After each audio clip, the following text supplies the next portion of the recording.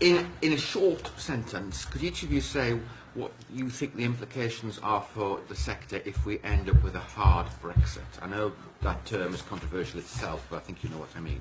Alistair. You risk damaging one of your best industries, which is a knowledge-based economy in this country. It would make us, I think, extremely uncompetitive in terms of the way in which people would view us. I think there is a short-term and a long-term impact on that. Personal implications for the EU staff who are already here, lots of uncertainty, their lives turned upside down, and of course it promptly cuts off the flow of excellent people who are coming at the moment. It would probably be the biggest disaster for the university sector in many years. What's happened in the last 30, 40 years is that freedom of movement, that freedom of students, and critically, and it's not just the money coming into the academic environment, it's actually the collaboration. It's being able to lead studies that involve 600 million people. Why would you go from 600 million people when you're trying to set up big data cohorts for clinical epidemiology to suddenly being reduced to 50, 60 million people? You wouldn't do that. Why would you draw talent from 50, 60 million people when you can draw talent for 600 million people?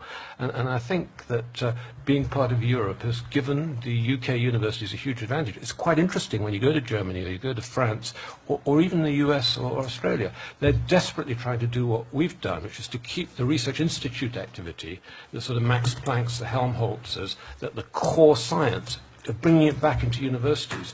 We risk in this country doing the opposite, and I think that would be, you know, a risk going forward. How do we keep the really strong science absolutely base paired with the teaching? And I think it's not just the quality, it's the fact that our teaching is absolutely coupled. It's yoked to research. That's quite different in most places, and part of that's to do with the fact that we've kept our universities relatively small compared to big public universities in Europe or the US.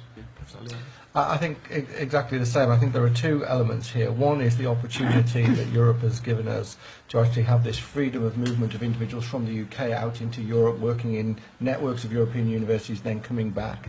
I think the scale, which is very important. I think, as Alistair said, you know, access to a much bigger market, but actually the ability to very easily, currently under the way in which the EU works, bring people together and work in collaborations that we'll find it very difficult to do, perhaps, afterwards, or certainly not as easy from a legislative or regulative point of view. That's really been a big scale. And I think the other thing is that being recognised as part of a significant economic grouping globally has taken and given us some advantage in the international market. And I think what we've got to make sure is we protect all of those elements, or at least replace them as we go through a Brexit process. Your question was, why have we been able to advance with our European partners? So just let me give you some statistics on that. Just under 50% of UK research involved overseas partners. That's higher than for the US or Japan or Canada. Does that matter? Does that contribute to the quality of your research? Well, most people will tell you that the best indicator of research quality is field-weighted citation impact. In 2013, the UK overtook the USA to rank first in the world in that key research metric. Why does Europe matter? Well, 5 of the UK's top 10 partners for international research are EU partner states with full access to Horizon 2020, France, Germany, Italy, Netherlands and Spain. So the evidence is absolutely clear that that's been a crucial part in the advancement of our country's research. Thank you very much. You mentioned about, you know, us, of course, being an English-speaking nation, and that English is commonly used as a second language across the European Union. Are you aware of any disadvantages that the UK would have, say, as opposed to other English-speaking nations, in terms of attracting European academics post-Brexit? Well, I think the answer to that is that Ireland in particular is already seeing Brexit as an opportunity for expanding Irish universities because, of course, they share a lot of the common traits that we have, English, of course, and also a very meritocratic system too. And indeed, in their most recent budget, they had a budget line for what they call Brexit refugees, so to try and attract good staff from British universities.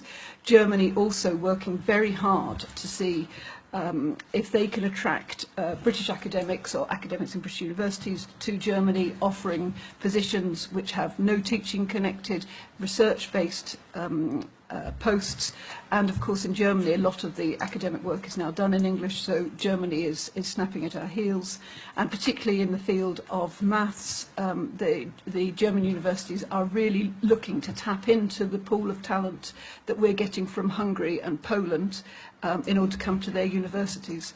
So other universities in other member states see Brexit as an opportunity and to undercut, because we at the moment, it's a tall poppy, we are the tall poppy. We get more ERC, European Research Council funding, than any other member state. We are seen as the best. Germany is number 2 in terms of attracting European funding, but significantly behind, and they want some of that action. Can I just add in there? I think the Netherlands in particular, I was talking to some Vice-Chancellors from Dutch universities the other day, see Brexit as a real opportunity for them to grow their higher education sector. And I think also Scandinavia to a certain extent, again because of the high level of use of English and delivery of education in English. We could easily lose our best players, not just in terms of academics, but actually in the healthcare system. And actually one of the bigger risks we haven't addressed is the way education comes together with health professional training and the revalidation and qualification.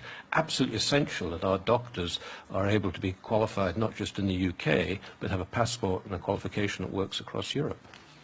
Could I say something about the numbers? There was, interestingly, some polling done by Hobson's after the referendum, and the result of that was that 43% of prospective international students from all over the world felt that Brexit had affected their decision to study in the UK, and of those students, 83% said it made them less likely to study in the UK. So it's an international problem. What we would like right now is for the government to publicly affirm the value that they place on EU and international students and staff as well.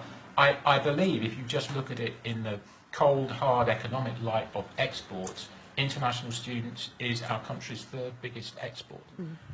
We know also, we understand that there are conversations about immigration. We understand many people have strong views about immigration, but the 2 statistics I would give you is that in other polls, we've shown that only a very small percentage of the population regards international students as immigrants, and we also believe there is evidence that only 1% of international students overstay.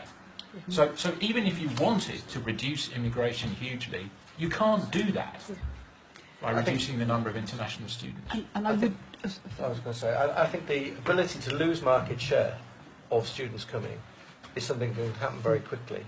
To regain it back can take many years. And so I think there is a definite issue here around how we manage the process through so that people understand we are remaining open for business.